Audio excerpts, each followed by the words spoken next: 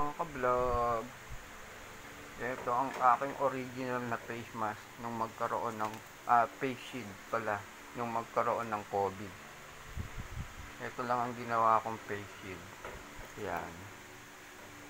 Isang karton lang yan. Ginawa kong face shield para protection sa COVID. Throwback lang tayo. Noon ko ito ginamit. Nakita ko lang sa aking taguan. Dahil nag-aayos ako ng gamit. Dahil ito ang matipid na gawing face shield. Yan, mga ka-vlog.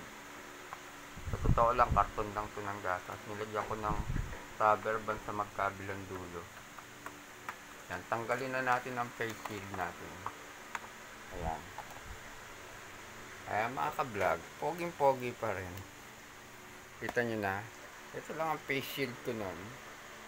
Pag sinuot dito, ayan, face shield na. May rubber band lang dito sa magkabilang tabi. Like, share, and follow nyo lang. Throwback lang na ginamit kong face shield nung araw ng panahon ng COVID. Thank you mga ka-vlog. Thank you. Creativity lang. Thank you.